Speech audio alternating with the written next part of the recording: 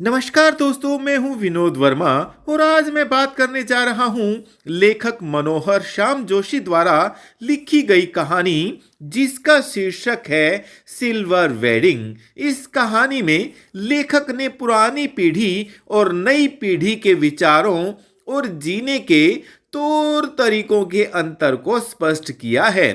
तो चलिए दोस्तों, शुरू से इस कहानी को समझने का प्रयास करते हैं। यशोधर बाबू इस कहानी के मुख्य पात्र हैं।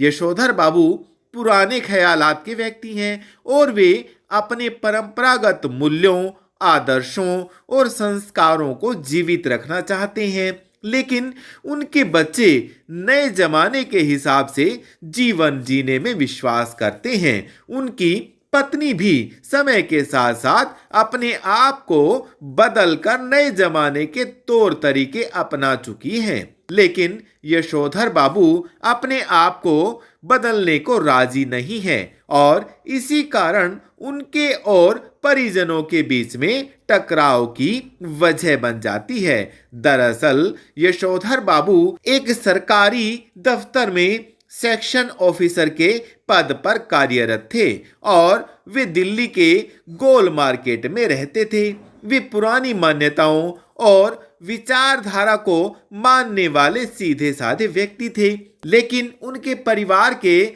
सभी सदस्य आधुनिक जीवन शैली अपना चुके थे। यहाँ तक कि उनकी पत्नी, जो कभी पूरी तरह से उन्हीं की तरह संस्कारी थी और अब उसने भी बच्चों की मर्जी के अनुसार आधुनिक तौर तरीके अपना लिए थे, वह भी मॉडर्न बन चुकी थी। इसी कारण यशोधर बाबू का अपने परिवार वालों के साथ मतभेद चलता रहता था। यशोधर बाबू अपनी मॉडर्न पत्नी को साइनल बुढ़िया, चटाई का लहंगा और बूढ़ी मुंह मुहासे, लोग करे तमाशे कहकर मजाक उड़ाते थे। यशोधर बाबू के 3 बेटे और एक बेटी थी। सबसे बड़ा बेटा भूषण 1500 रुपये प्रति महीने के वेतन पर एक विज्ञापन कंपनी में काम करता था। दूसरा बेटा आईएएस की तैयारी कर रहा था और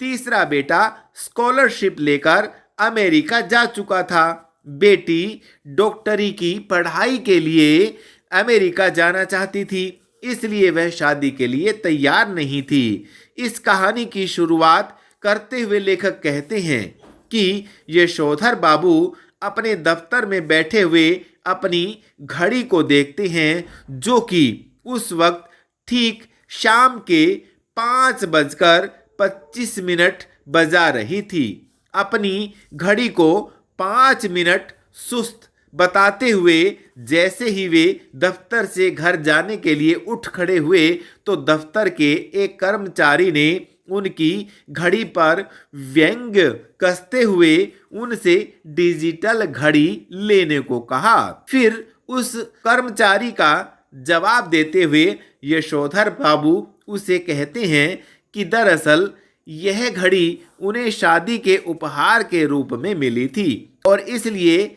यह घड़ी उन्हें बेहद प्रिय है। फिर बातों बातों में उनके दफ्तर वालों को यह पता चलता है कि उनकी शादी 6 फरवरी 1947 को हुई थी और आज उनकी सिल्वर वेडिंग यानी शादी की 25वीं सालगिरह है।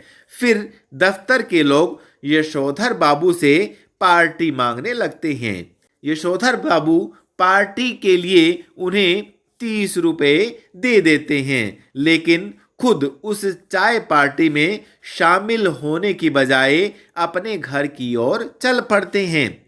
इसके बाद अचानक यशोधर बाबू को किशन दा की याद आती है, जो कि दफ्तर में चाय पीने और गप्पे मारने को समय की बर्बादी मानते थे। यशोधर बाबू किशन दा की कही हुई सभी बातों का अनुसरण किया करते थे और उनको ही अपना मार्गदर्शक मानते थे।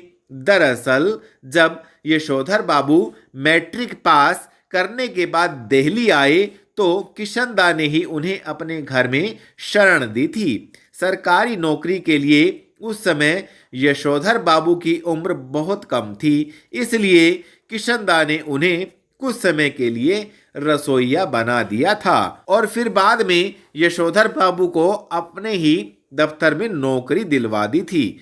यशोधर के जीवन और चरित्र के निर्माण में किशनदा का बहुत बड़ा योगदान रहा था। उन्होंने किशनदा से ही दफ्तर में रहने और काम को करने के तौर तरीके सीखे थे। किशनदा जिंदगी भर अविवाहित रहे थे। उनका जीवन बहुत ही सरल और सादगी से भरा हुआ था। वे धार्मिक और परोपकारी व्यक्ति थे।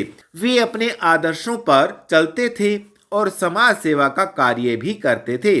वे सभी के लिए मार्गदर्शक थे। किशनदा पहाड़ी इलाकों से नौकरी के लिए आने वाले लोगों के लिए रहने और खाने की व्यवस्था अपने ही घर में करते थे और नौकरी ढूंढने में भी उनकी मदद किया करते थे। किशनदा अपनी सभ्यता और संस्कृति से प्रेम करते थे। यशोधर बाबू ने किशनदा से ही यह सब सीखा और अपने जीवन में अनुसरण किया। यशोधर बाबू की एक निश्चित दिनचर्या थी।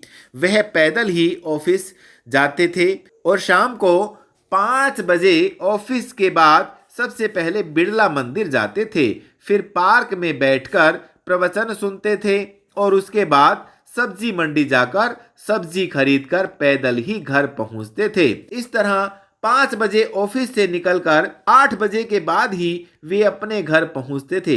हालांकि वे ऑफिस पैदल ही जाते थे, लेकिन पहले साइकिल से जाया करते थे। लेकिन अब उनके बच्चे बड़े हो चुके थे, जिन्हें उनका साइकिल से ऑफिस जाना पसंद नहीं था। यशोधर को स्कूटर पसंद नहीं था और कार वो खरीद नहीं सकते थे, इसलिए उन्होंने पैदल ही आना जाना शुरू कर दिया था। यशोधर बाबू आज भी रोज की भांति दफ्तर से पहले बिड़ला मंदिर की ओर जा रहे थे कि रास्ते में अचानक उन्हें एक क्वार्टर दिखाई दिया, जिसमें किशनदा कभी रहा करते थे। लेकिन अब उस क्वार्टर को तोड़कर वहां 3 मंजिला मकान बना दिया गया था। यशोधर बाबू के बच्चे चाहते थे कि वो भी अपने पद के अनुसार एक बड़ा सा मकान ले लें, लेकिन यशोधर बाबू को वही जगह पसंद थी, इसलिए वे वहां से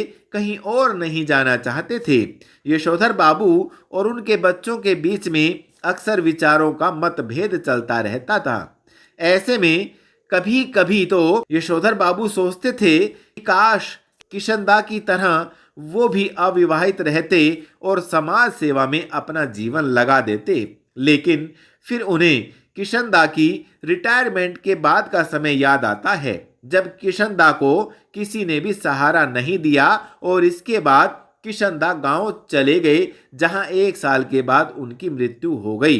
इस प्रकार यशोधर बाबू के मन के अंदर विचारों का अंतर्द्वंद्व चलता रहता था। यशोधर बाबू का मंदिर जाना, धार्मिक कार्यों में भाग लेना और प्रवचन सुनना उनके परिवार वालों को पसंद नहीं था। यशोधर बाबू के बच्चे अक्सर उनसे कहते थे कि अभी वे इतने बूढ़े नहीं हुए हैं कि मंदिर जाकर प्रवचन सुने। यशोधर बाबू मंदिर जाने के बाद प्रवचन सुनने तो बैठ गए, लेकिन आज उनका प्रवचन सुनने में बिल्कुल भी मन नहीं लग रहा था। इसलिए वे प्रवचन से उठकर सब्जी मंडी की ओर निकल दिए।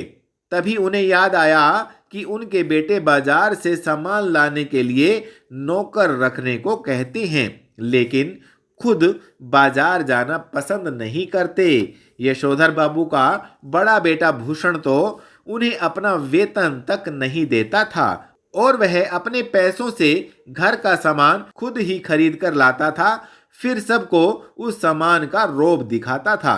जब यशोधर बाबू सब्जी मंडी से सब्जी लेकर घर पहुंचे तो उन्होंने देखा कि उनका बेटा उनके घर के बाहर अपने बॉस को विदा कर रहा था और घर से अन्य लोग भी विदा ले रहे थे।